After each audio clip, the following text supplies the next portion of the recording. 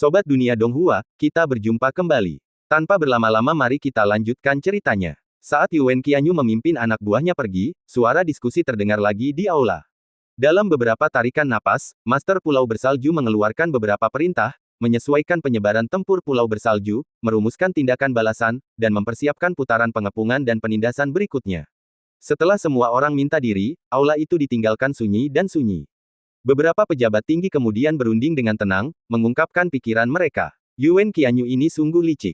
Meskipun rencana ini hanya sedikit berhasil, setidaknya seharusnya bisa mengganggu pikiran Guo Jianan. Lagi pula, dia bisa dianggap berbakat. Rencana ini lumayan, tidak terlalu brilian. Ini hanya taktik kecil untuk mengganggu pikiran. Ya, Tetua Chen benar sekali. Menangkap seorang junior untuk mengancam Guo Jianan pada akhirnya adalah tindakan yang tidak terhormat. Apapun hasilnya, kita tidak perlu membahas ini lagi, karena bisa mencoreng reputasi kita. Memang, Yuan Qianyu adalah orang yang paling tepat untuk menangani tugas tercela ini. Tugas yang paling mendesak adalah fokus pada bagaimana menghadapi Guo Jianan. Setelah itu, para pejabat tinggi menoleh ke arah Tuan Pulau. Saat ini, wajah semua orang tampak serius, mata mereka dipenuhi kekhawatiran. Mereka telah lama melupakan insiden sebelumnya, pikiran mereka hanya terfokus pada tugas yang lebih besar, yaitu menantang Guo Jianan. Seluruh kerumunan menyaksikan. Penguasa Pulau Luo Tianbei duduk setenang gunung, matanya yang dalam tak memancarkan emosi apapun. Ia memutar-mutar manik giok kuno di tangannya. Setelah ragu-ragu sejenak, akhirnya ia mengangkat pandangannya dan berbicara. Semuanya, meskipun kita belum tahu alasannya, Guo Jianan masih memiliki kemampuan tempur yang luar biasa. Ini sungguh luar biasa, tetapi ia pasti tidak akan pulih ke kekuatan puncaknya sekarang, setidaknya tidak dalam waktu dekat. Korban jiwa dalam pertempuran sebelumnya adalah buktinya. Kemunculan kembali iblis ini adalah malapetaka bagi Pulau Angin Salju kita dan kesempatan terakhir kita. Dalam pertempuran menentukan berikutnya, kita harus menggunakan semua kartu truf kita. Kita harus membunuh iblis ini dan memulihkan perdamaian dunia. Kata-katanya yang tegas bergema, dan semua orang berdiri memberi salam. Penguasa Pulau Bijaksana, kita akan menghancurkan iblis ini dengan segala cara dan memulihkan perdamaian dunia. Pada saat yang sama, riak-riak di kehampaan menyebar di luar gerbang Luoxia Tianfu. Yuan Qianyu, berseri-seri kegirangan, melangkah keluar, memimpin rombongan menuju halaman. Baru beberapa langkah, senyumnya melebar, matanya dipenuhi ambisi dan kegembiraan balas dendam. Dengan kecerdasannya yang luar biasa, ia bisa langsung memanfaatkan Yi Feng sebagai batu loncatan, tak hanya menghindari bahaya, tetapi juga mendapatkan dukungan dari penguasa pulau dan para petinggi pulau. Ini sungguh kesempatan sekali seumur hidup. Pendakian saya ke puncak dimulai hari ini. Yuan Qianyu berjalan dengan keyakinan luar biasa, mata indahnya berbinar-binar. Mereka hampir melewati prasasti gua dan memasuki gerbang utama. Yang lain di belakangnya juga sama-sama dipenuhi antisipasi, dengan penuh semangat mengepalkan tangan untuk memberi salam. Yang mulia Yuan, Yi Feng hanyalah murid luar. Sekalipun ia memiliki hubungan dengan Guo Jianan, kemungkinan besar ia tidak terlalu kuat. Kami bersedia melayani dan menangkapnya secara pribadi. Mendengar ini, Yuan Qianyu berhenti sejenak sambil tersenyum. Setelah melirik beberapa kali, ia melihat kilatan di mata rekan-rekannya. Haha, orang-orang ini sungguh penuh perhitungan. Mereka telah mendapatkan kesempatan ini untuk melakukan pelayanan berjasa melalui kecerdasan mereka, namun mereka sebenarnya mencoba mengambilnya untuk diri mereka sendiri. Mereka diizinkan menemaninya karena persahabatan masa lalu, tetapi mereka tidak tahu berterima kasih dan serakah. Sungguh berani. Yuan Qianyu, yang begitu cerdik, tersenyum dan dengan lembut menolak. Semuanya, Yi Feng hanyalah seorang junior, dan kalian adalah penguasa Pulau Angin Salju yang terkenal. Menindas yang lemah sudah merusak reputasi kalian. Jika kalian lebih banyak dari yang sedikit, bukankah itu akan ditertawakan oleh semua orang? Ini saran saya, dan saya akan menanganinya sendiri. Saya tidak akan mengganggu kalian. Begitu suara itu jatuh, wajah semua orang menjadi muram. Mereka memahami makna tersembunyi dalam kata-kata Yuan Qianyu, memahami bahwa wanita kejam ini mencoba mengambil semua pujian. Tentu saja, mereka marah, tetapi pada saat ini, mereka hanya bisa memasang senyum. Ini, Yang Mulia Yuan, kita telah bekerja sama selama bertahun-tahun, mengapa kita harus begitu formal? Itulah yang kukatakan, menangkap seorang junior bukanlah hal yang merepotkan. Yang Mulia, Anda terlalu baik. Melihat kerumunan masih menolak untuk menyerah, tatapan Yuan Qianyu semakin dingin. Semuanya, sudah kujelaskan. Masalah ini memang merusak reputasi kita. Tidak akan mulia jika sampai terbongkar. Aku datang ke sini demi Pulau Feng Shui dan tujuan besar membasmi iblis, terlepas dari reputasinya.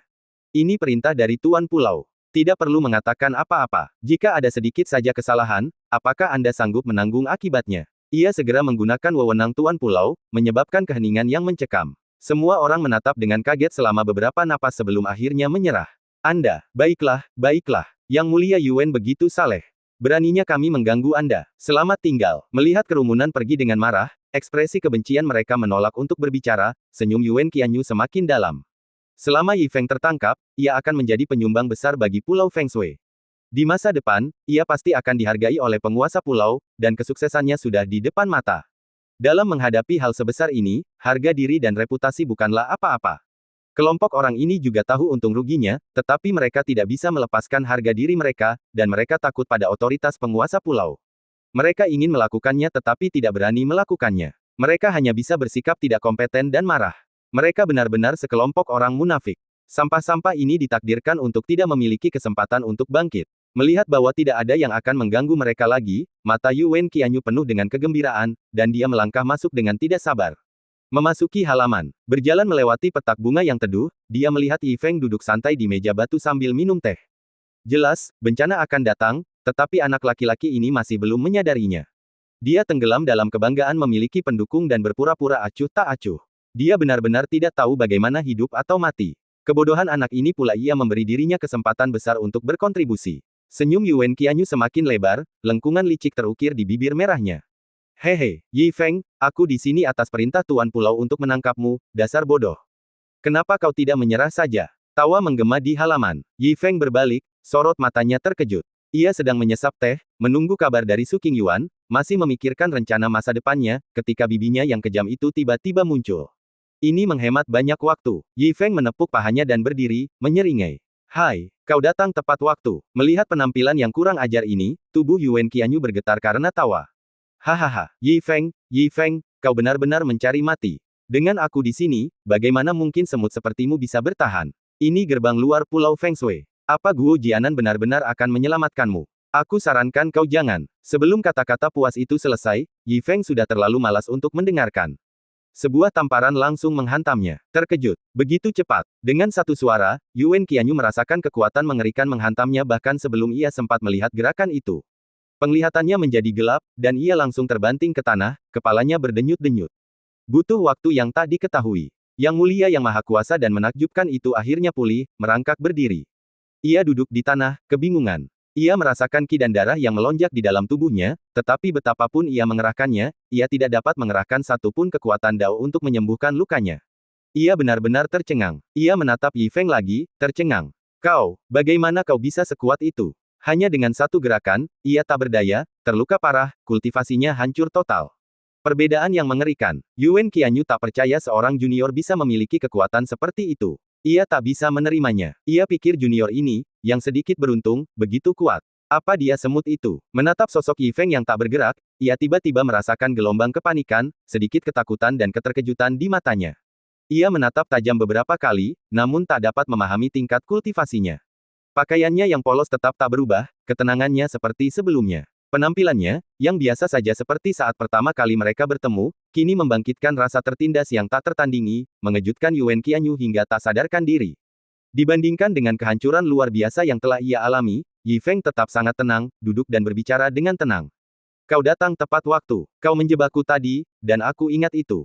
Kau harus menebus dosamu. Kebetulan halaman rumahku sangat luas, dan aku kekurangan pembantu untuk menyapu lantai.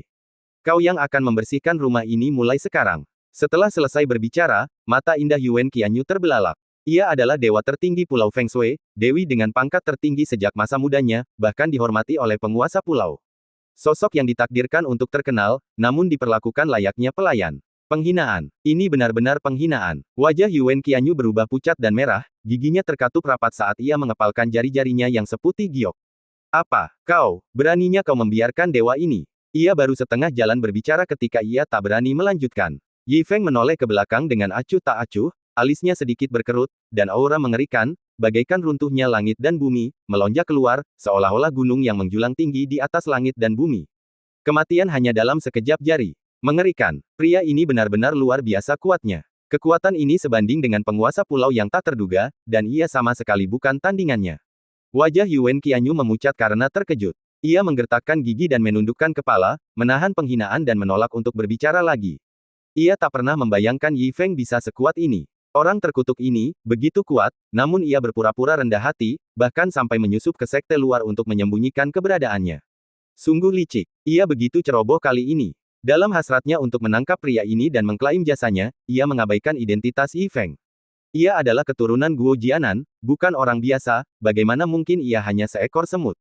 Semua salahnya karena terburu-buru bertindak dan gagal total. Saat itu, Yuan Qianyu terkulai ke tanah, merasa terhina. Akhirnya melihat kekuatan Yi Feng yang sebenarnya, ia menyesalinya dengan getir. Jika ia tahu ini akan terjadi, ia seharusnya mengajukan petisi kepada penguasa pulau, meminta bantuan dari yang berkuasa. Tapi sekarang, sudah terlambat. Menghadapi Yi Feng yang mengerikan ini, ia harus mengesampingkan semua pikirannya. Meskipun situasinya tak terduga, itu tidak akan memengaruhi situasi secara keseluruhan. Lagi pula, Guo Jianan sudah menjadi target, dan jika dia membuat kesalahan, Yi Feng tak akan punya tempat bergantung. Bahkan jika seorang master datang, orang ini tak akan bisa kabur. Jika dia tak bisa mengalahkannya, mungkinkah para master di pulau ini lebih buruk dari pria licik ini? Mustahil ini terjadi. Selama masih ada kehidupan, tak perlu khawatir kehabisan kayu bakar. Selama kau bisa bertahan, yang menang adalah yang tertawa terakhir. Dibandingkan dengan pencapaian besar di masa depan, penghinaan kecil tak ada apa-apanya. Memikirkan hal ini, sorot mata jahat terpancar di mata Yuan Qianyu, ia menggertakkan gigi lalu mengangguk. Oke, aku bersedia menjadi budakmu. Yi Feng mengangguk dengan tenang dan memerintah dengan santai. Baiklah, kau tahu apa yang baik untukmu. Aku mau tidur siang dulu. Kau bersihkan peralatan teh di meja dan sapu halaman. Setelah itu, Yi Feng berdiri dengan santai dan kembali ke rumah. Melihat sosok tak bermoral itu pergi, Yuan Qianyu berdiri dengan kesal, menggigit bibir merahnya pelan, matanya penuh penghinaan. Namun, karena situasinya sudah seperti ini, ia hanya bisa menundukkan kepala untuk membersihkan peralatan teh, mengumpat dalam hati. Sialan, beraninya kau menjadikanku budakmu. Setelah aku sedikit pulih, aku akan segera mengirim pesan. Selama orang dewasa datang, aku akan mengajarimu bekerja seperti budak dan membuatmu menyesal 1000 kali lipat. Dalam sekejap mata, beberapa hari telah berlalu. Selama beberapa hari terakhir, Pulau Snowwind telah mengerahkan seluruh pasukan elitnya, mengerahkan segala daya upayanya dalam pertempuran berdarah melawan Master Pedang tak terkalahkan, Guo Jianan. Pertempuran ini berlangsung sengit. Para master dari alam liar bermunculan satu demi satu, bersama monster-monster tersembunyi. Kekuatan Dao Agung membentang di hamparan daratan yang luas, bahkan mengguncang lautan luas di utara Pulau Snowwind. Menghadapi warisan mendalam Pulau Snowwind, Guo Jianan dan rekan-rekannya akhirnya kalah jumlah. Master pedang tak terkalahkan yang legendaris itu dikalahkan dan melarikan diri. Kemunculan kembali master yang dulu terkenal ini secara tiba-tiba sudah cukup untuk mengguncang semua faksi, dan kekalahannya melawan Pulau Snowwind, pulau yang ia dirikan, semakin mengguncang wilayah sekitarnya. Meskipun Yuan Xing adalah seorang sub-bintang, Guo Jianan memiliki reputasi yang cukup besar, dan pertempuran itu menjadi viral, mengejutkan jutaan kultivator. Setelah pertempuran ini, Pulau Snowwind, meskipun menang tipis, mengalami kerusakan parah. Menangkap seorang Master Iblis pun tak akan banyak membantu memulihkan kekuatan mereka. Mereka terpaksa memulihkan diri, khawatir akan kembali ke kondisi puncak selama 1000 tahun. Selain mengeluarkan perintah perburuan iblis untuk Guo Jianan, tidak ada tindakan lebih lanjut yang diambil. Reaksi ini memicu spekulasi tak berujung, dan Pulau Feng Shui, yang dulunya ditetapkan sebagai tempat perburuan iblis, menjadi semakin terkenal. Desas-desus beredar di luar, tetapi di dalam pulau itu sendiri, keheningan merajalela. Pertempuran yang begitu luas itu berada di luar jangkauan orang biasa. Bahkan para korban yang gugur hari itu adalah makhluk-makhluk berpangkat venerabel. Tentu saja, gerbang luar tidak dalam posisi untuk mendapatkan banyak informasi dari dalam. Di tengah lautan pulau abadi, Luoxia Tianfu tetap tenang. Yi Feng duduk santai di bangku, ekspresinya setenang biasanya. Ia menatap pegunungan yang diselimuti kabut di luar halaman, matanya dipenuhi kesepian dan ketidakberdayaan sedingin salju. Aku sudah menunggu berhari-hari, dan tidak ada kabar. Apakah tidak ada kemajuan lebih lanjut dalam perseteruan antara Pulau Feng Shui dan saudara Guo? Jika aku terus menunggu seperti ini, kapan kita akhirnya punya kesempatan untuk bertarung?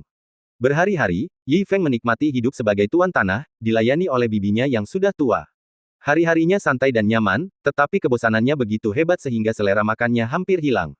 Saat ia bergumam sendiri, langkah kaki lembut bergema. Yuan Qianyu, mengenakan gaun panjang yang elegan, mendekat dengan sepiring buah, meletakkannya dengan mantap di atas meja batu.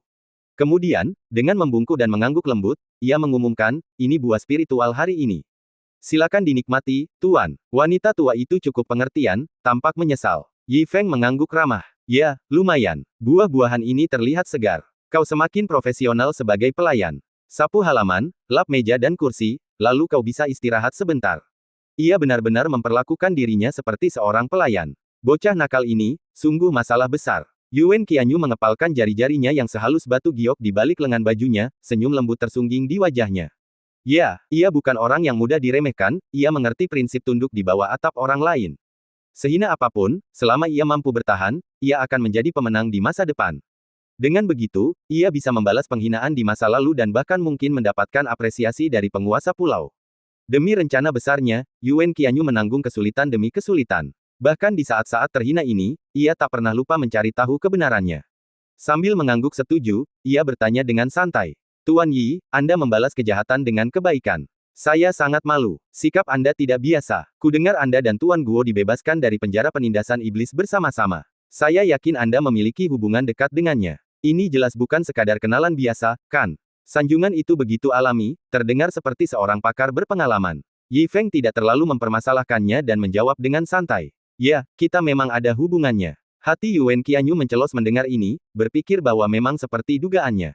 Bocah ini pasti junior Guo Jianan. Tatapan licik terpancar di matanya, dan ia segera menyanjungnya untuk menutupinya. Tuan Yi berasal dari keluarga bangsawan. Aku buta akan bakat sejatinya. Kuharap kau mau memaafkanku atas segala kesalahan yang mungkin telah kubuat padamu sebelumnya. Ia mengumpat dalam hati, tetapi berbicara dengan suara lembut. Melihat sikap wanita tua yang jorok dan berkelas itu, Yi Feng teringat akan statusnya yang tinggi.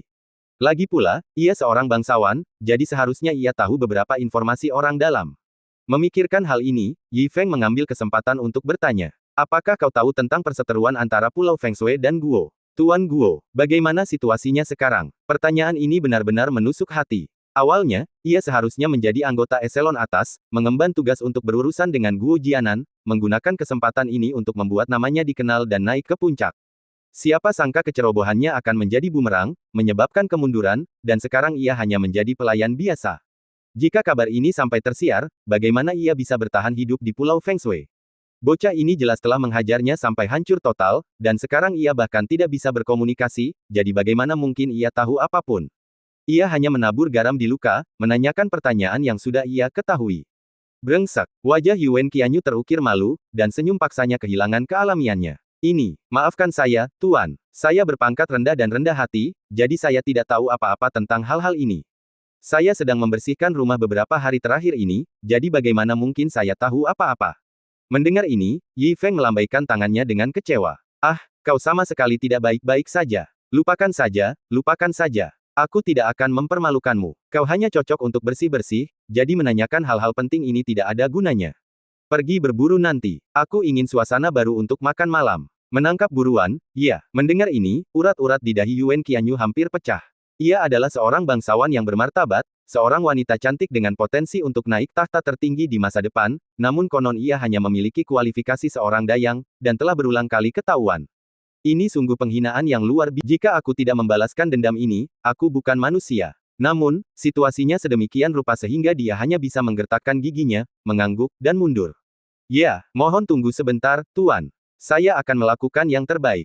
Dia diam-diam mundur melalui gerbang gua. Gigi Yuan Qianyu hampir patah, urat-urat menonjol di wajahnya. Dia tiba-tiba menua karena marah, wajahnya muram dan muram. Sialan, benar-benar sialan. Bocah ini, berulang kali menghinaku, ini perseteruan yang tak terdamaikan. Dia mengandalkan perlindungan, kultivasi, dan gengsi Guo Jianan, tapi beraninya dia menghinaku seperti ini. Saat Guo Jianan kalah, aku akan memastikan kau benar-benar dipermalukan. Orang bodoh generasi kedua seperti itu takkan pernah mencapai sesuatu yang hebat. Begitu orang ini kehilangan semua dukungannya, dia akan dilupakan orang banyak. Banyak sekali orang yang disebut jenius yang tiba-tiba jatuh. Dia menggertakkan gigi dan mengepalkan tinjunya beberapa kali. Yuan Qianyu akhirnya kembali tenang. Bayangan menangkap binatang roh memenuhi matanya dengan kebencian, kultivasinya benar-benar terkuras. Dia menggertakkan gigi dan menuju hutan di luar. Pada saat yang sama, riak kekosongan tiba-tiba berdesir di halaman.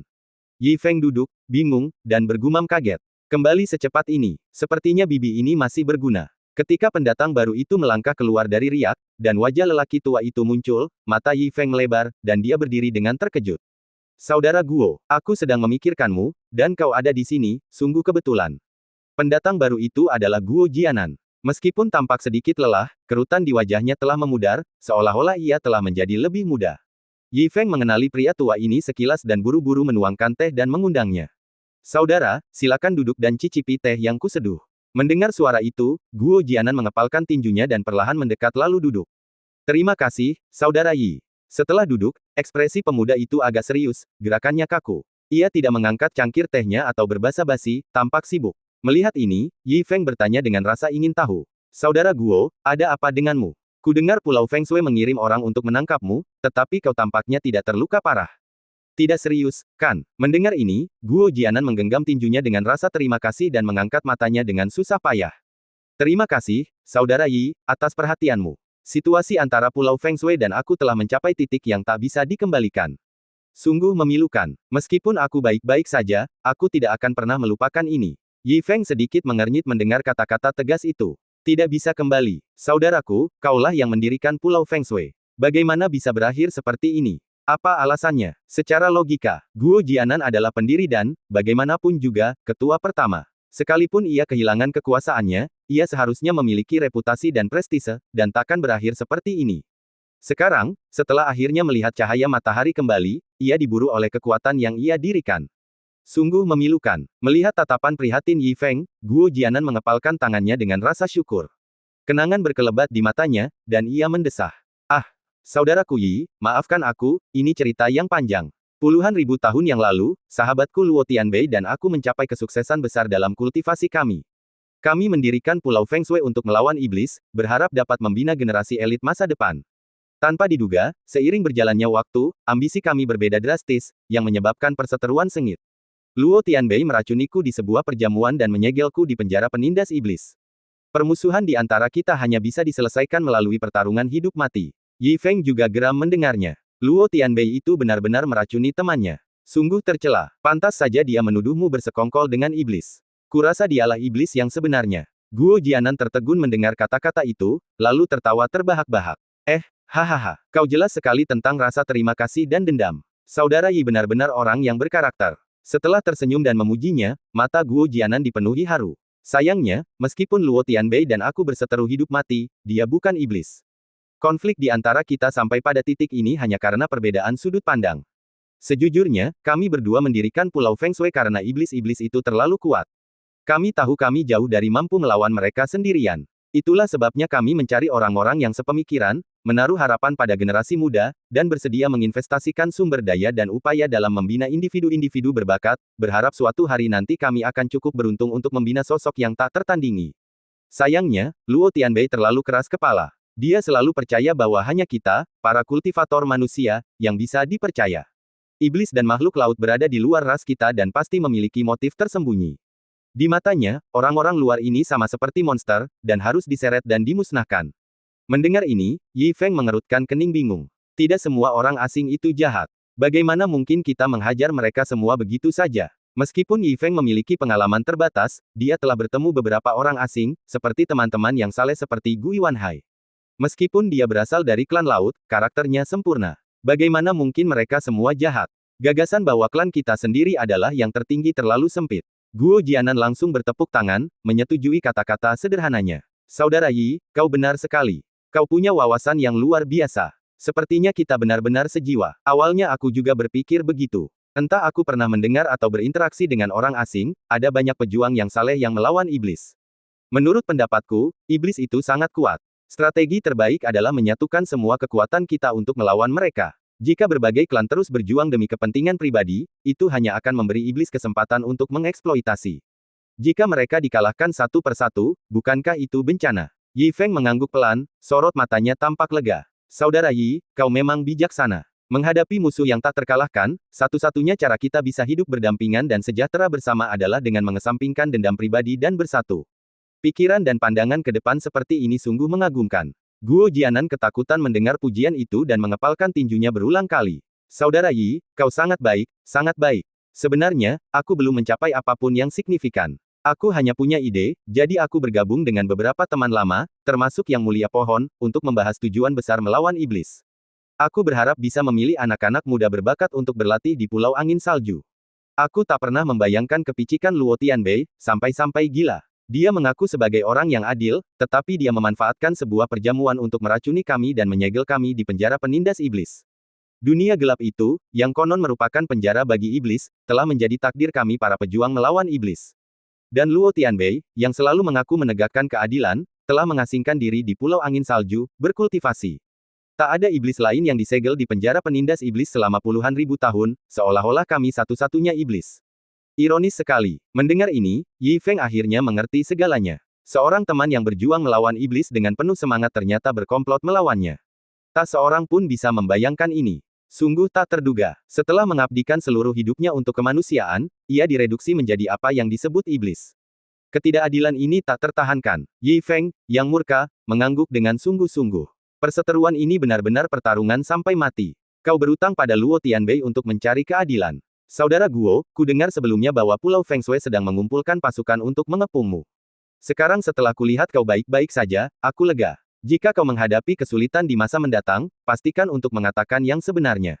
Betapapun berbahayanya, aku akan ada di sana untuk mendukungmu. Kata-kata ini diucapkan dengan ketulusan yang tak tergoyahkan. Yi Feng benar-benar tersinggung oleh Luo Tianbei yang tak tahu malu, tiba-tiba menjadi murka. Saudaranya dalam bahaya, jadi dia akan berusaha sekuat tenaga untuk membantu. Jika dia juga bisa menghadapi bahaya di sepanjang jalan, itu lebih baik. Saat kata-kata itu terucap, Guo Jianan sangat tersentuh, tetapi ekspresinya berubah menjadi perjuangan. Setelah beberapa tarikan napas ragu, dia perlahan berdiri dan membungkuk dengan susah payah. Saudara Yi, saudara, kau begitu benar dan jujur. Aku sungguh berterima kasih atas kejujuranmu. Sejujurnya, meskipun aku berusaha sekuat tenaga untuk membunuh beberapa tetua dari Pulau Feng Shui dalam pertempuran sebelumnya, Yang Mulia Su, untuk melindungiku, mengerahkan seluruh kekuatannya untuk melawan formasi musuh dan secara tidak sengaja tersegel lagi.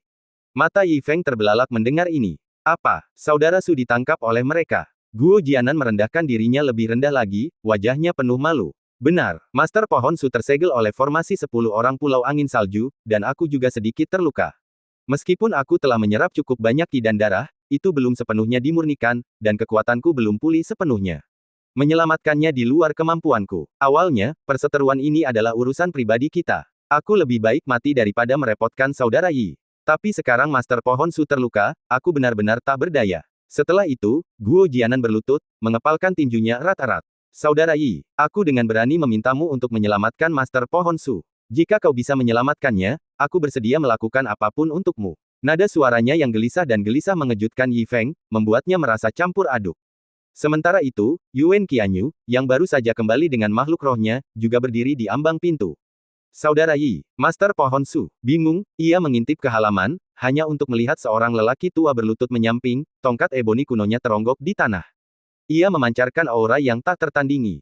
Tiba-tiba, jantung Yuan Qianyu berdebar kencang, napasnya tersengal-sengal. Sikap dan penampilan itu tak diragukan lagi milik Guo Jianan. Yang lebih mengerikan lagi adalah ini. Master pedang tak terkalahkan benar-benar berlutut di hadapan Yi Feng dan memanggilnya, Saudara Yi. Ini, bagaimana mungkin? Yuan Qianyu langsung membatu di tempat, berdiri mematung seperti patung. Terkejut, benar-benar terkejut. Melihat Guo Jianan berlutut, Yuan Qianyu merasakan debaran di benaknya. Kecerdasan dan ketenangannya yang dulu tergantikan oleh kekosongan, dan ia berdiri terpaku di sana bagaikan patung kayu di depan pintu. Ia berasumsi ketenangan Yi Feng semata-mata karena otoritas Guo Jianan, sebuah berkah yang dianugerahkan kepadanya oleh generasi muda, yang hanya memiliki sedikit kultivasi.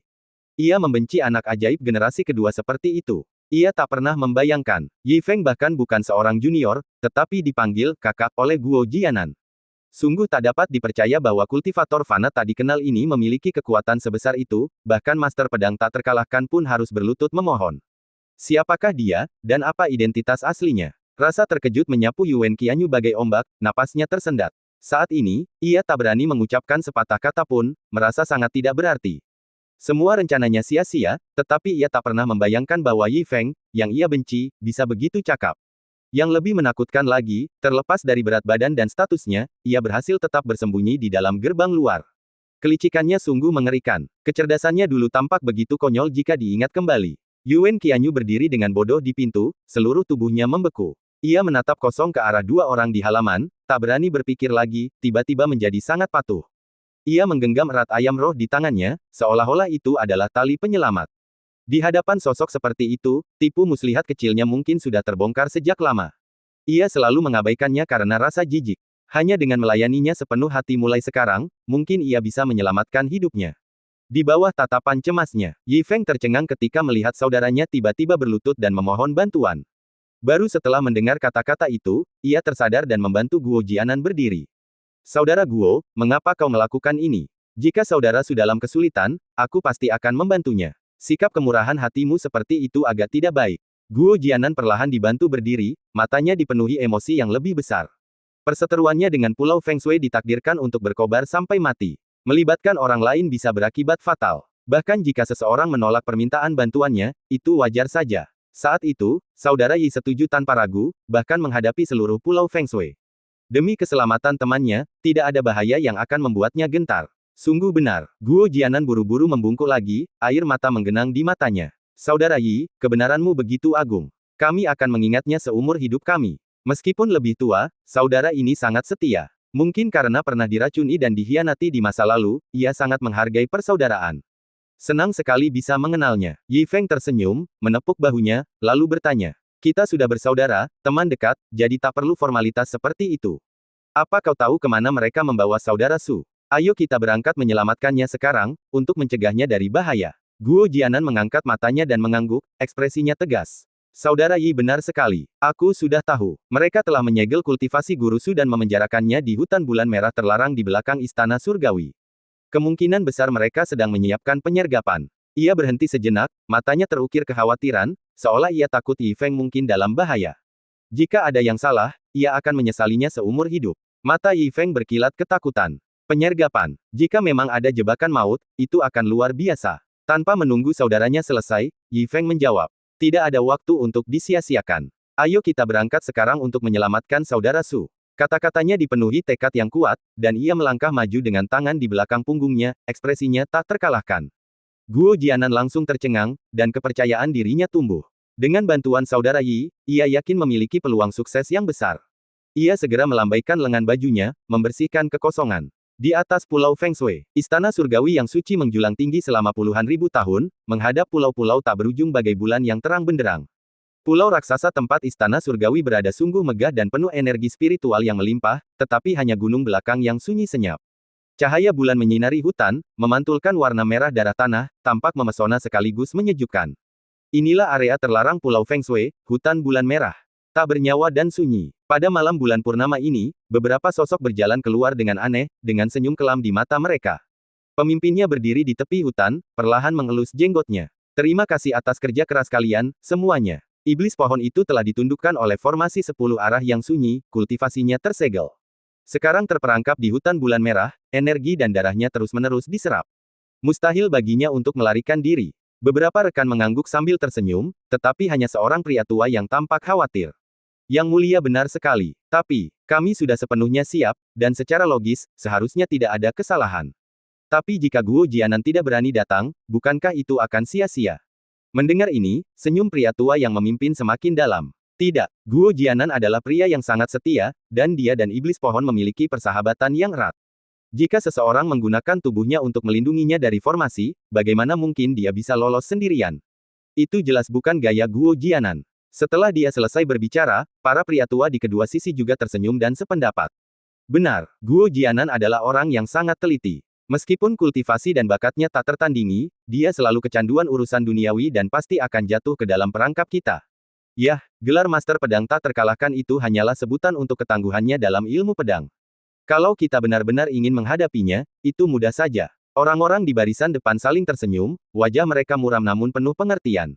Penatua, Pulau Feng Shui, mereka adalah para tetua pendiri. Tentu saja, mereka tahu satu atau dua hal tentang kisah di balik layar tahun itu. Jika Guo Jianan tidak terlalu dangkal, bagaimana mungkin dia disegel di penjara penekan iblis? Saat itu, mereka begitu bodoh tentang sifat manusia, dan mereka pasti akan mengulangi kesalahan yang sama hari ini. Master Pedang tak terkalahkan. Haha, tak lebih dari seorang pria sembrono dengan kultivasi kosong. Di tengah tawa, mata tetua terkemuka semakin angkuh, seolah-olah dia telah mengendalikan segalanya. Semuanya, tidak perlu terburu-buru. Kita sudah menyiapkan formasi 10 arah yang sunyi, dan kita memiliki keuntungan dari hutan bulan merah. Aku juga telah menyebarkan berita bahwa iblis pohon di penjara di sini. Guo Jianan pasti akan jatuh ke dalam perangkap kita. Hari ini adalah kesempatan kita untuk membuat nama untuk diri kita sendiri. Semuanya telah diperhitungkan. Rencana yang sempurna dan tanpa celah itu mengundang kekaguman dari kerumunan. Hahaha, Tuan Chen, sungguh brilian. Tepat saat semua orang tertawa, riak kekosongan tiba-tiba beriak di hutan. Seorang pria tua dan seorang pria muda melangkah keluar, wajah mereka serius. Melihat penampilan Guo Jianan yang tenang, semua orang tertegun sejenak, lalu senyum mereka melebar. Tetua yang memimpin bahkan melangkah maju, memberi hormat dengan nada sarkastis. Master pedang tak terkalahkan, lama tak bertemu. Aku sudah lama menantikan kau datang untuk menyelamatkan sesama pengguna iblisku. Sekarang kau telah jatuh ke dalam perangkapku, jangan salahkan aku karena mengabaikan persahabatan kita di masa lalu. Hari ini, kita akan lihat apakah Master Pedang tak terkalahkan, yang kembali ke dunia setelah begitu banyak pertempuran, masih layak menyandang gelar tak terkalahkan. Tantangan itu sangat arogan, dan orang-orang di sekitarnya semua menatapnya dengan senyum muram. Anehnya, menghadapi situasi ini, Guo Jianan tidak langsung menanggapi. Setelah beberapa saat mengamati dengan serius, ia minggir. Pria muda di belakangnya melangkah maju, tatapannya acuh tak acuh. Apa yang kau bicarakan? Sadarlah dan biarkan dia pergi, atau akan terlambat untuk menyesal. Para pria tua itu terkejut melihat orang asing itu muncul. Setelah beberapa saat mengamati, mereka tidak menemukan sesuatu yang istimewa tentangnya, apalagi identitasnya. Mereka berasumsi Guo Jianan tidak punya siapa-siapa untuk membantunya, hanya seorang pemuda yang belum dewasa yang bisa membantunya, sungguh menyedihkan. Tiba-tiba, tawa menyebar di seluruh hutan bulan merah.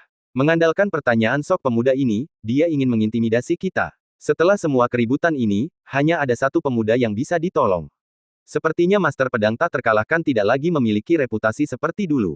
Dia bahkan tidak bisa menemukan penolong, jadi dia menggunakan cara nekat ini.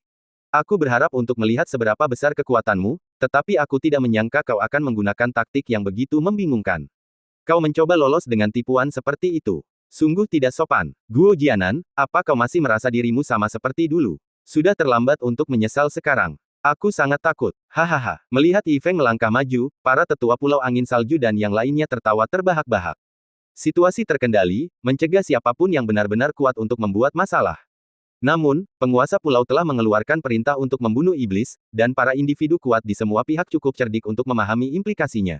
Setelah puluhan ribu tahun berkultivasi untuk mencapai titik ini, siapa yang berani menyinggung Pulau Angin Salju? Semua orang tahu siapa yang lebih penting, lelaki tua yang kalah atau Pulau Angin Salju. Dalam menghadapi hidup dan mati, apa yang disebut persahabatan tidak ada gunanya. Setidaknya, Guo Jianan tidak memiliki kemewahan untuk berwajah seperti itu akhir-akhir ini. Hanya orang bodoh yang berani datang ke sini. Apakah seorang yang kuat dan ahli akan sebodoh itu? Mustahil. Sama sekali tidak mungkin. Melihat Yi Feng yang biasa-biasa saja, wajah kelompok itu dipenuhi dengan senyuman. Sekalipun mereka tidak bisa mendeteksi tingkat kultivasinya, mereka tidak akan menganggap Yi Feng seorang master, dan menganggapnya hanya tipuan Guo Jianan. Jika mereka tertipu, bukankah puluhan ribu tahun jabatan tinggi mereka akan sia-sia? Menggunakan seorang pria muda yang tidak dikenal sebagai kedok adalah taktik yang sangat buruk. Master pedang tak terkalahkan memang hanya memiliki kehebatan bela diri, tetapi kelicikannya hanya sepersekian dari Master Pulau. Beberapa orang menghela napas haru, sudah meremehkan Guo Jianan. Master pedang tak terkalahkan. Hahaha. Tawa itu semakin keras, sedikit menggelegar di bawah sinar bulan. Tawa itu baru mereda ketika sang pemimpin mencibir. Guo Jianan, kau dan aku adalah kenalan lama. Aku tak pernah membayangkan kau akan berada dalam kondisi seperti ini. Mengingat kehebatanmu sebelumnya, aku ingin memberikan satu nasihat lagi. Siluman pohon itu terpenjara di hutan bulan merah. Kami telah membentuk formasi 10 arah yang sunyi. Kau datang ke sini hari ini untuk mencari kematian. Jika kau menyerah, aku mungkin bisa memohon kepada penguasa pulau untuk mengampuni tubuhmu, agar kau tidak menjadi bahan tertawaan selamanya.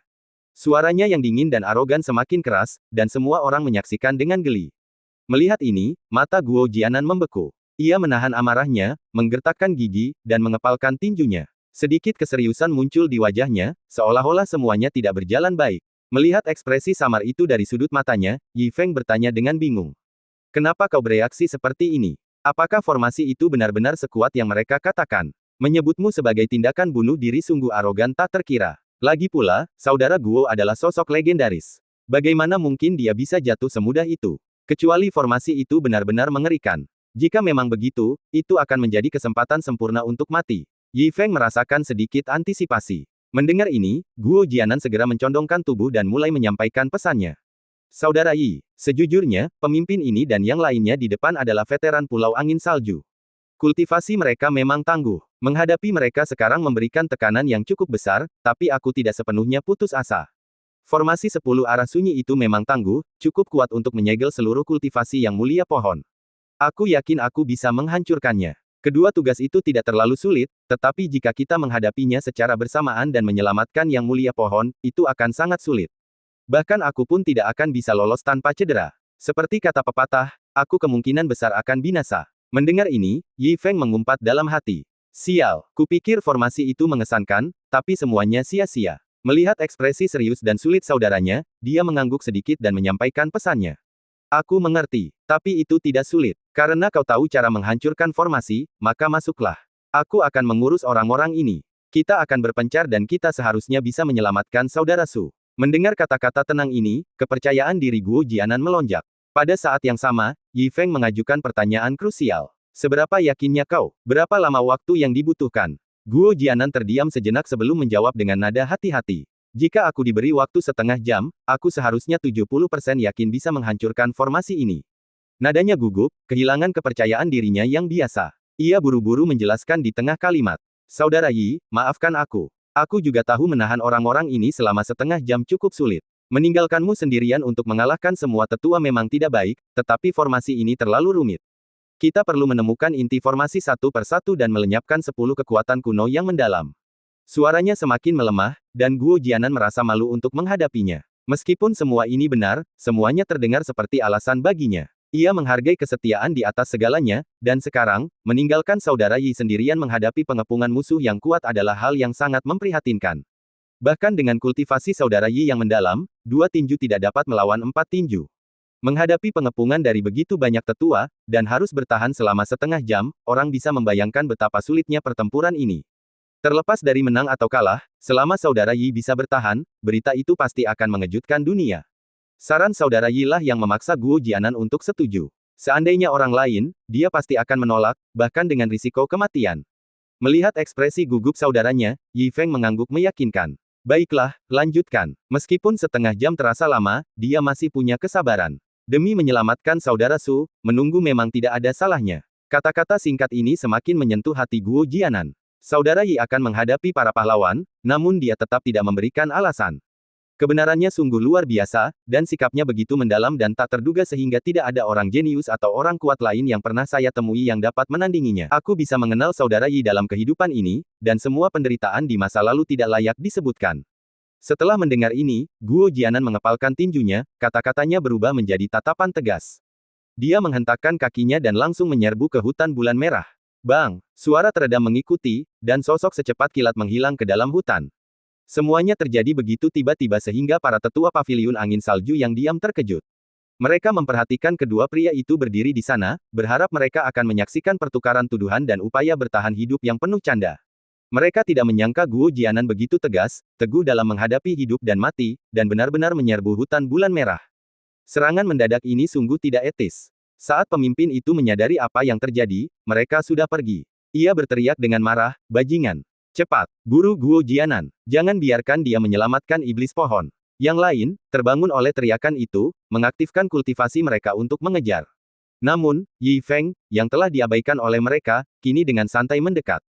Tunggu, lawanmu adalah aku. Ini mengejutkan semua orang, dan mereka menoleh ke belakang dengan terkejut. Yi Feng mendekat dengan santai, tangannya di belakang punggung, ekspresinya tenang. Ia berjalan santai, suaranya sevasi mutiara. Dalam situasi seperti itu, ia masih bisa berbicara dengan tenang, bahkan berencana untuk menghentikan begitu banyak master sendirian. Keberanian seperti itu saja tidak akan cukup. Tidak semua orang bisa memalsukan kemurahan hati seperti itu. Tiba-tiba, mata pemimpin itu menyipit, gelombang ketidakpastian membuncah di hatinya. Guo Jianan selalu menjunjung tinggi kesetiaan, ia tak akan meninggalkan pria ini, membiarkan orang lain mengorbankan nyawa mereka demi memberinya kesempatan melarikan diri. Hal itu sungguh di luar karakter Guo Jianan. Dan pria ini telah berperilaku begitu baik, tanpa rasa takut sama sekali. Ada yang salah. Ini sangat salah. Setelah mengamati lebih dekat, ekspresi pemimpin tua itu berubah serius, dan ia bertanya, menatap wajahnya dengan tajam. Siapa kau? Kau dari faksi mana? Kata-katanya bergema, dan para master di belakangnya menatap tajam. Wajah mereka tanpa senyum menghina sebelumnya, hanya digantikan oleh kesungguhan, dan suasana tiba-tiba menjadi beberapa kali lebih mencekam, seolah-olah mereka telah menemukan musuh yang tangguh. Pertempuran sudah di depan mata. Dan cerita pun berakhir, nantikan cerita selanjutnya. Terima kasih telah mendengarkan.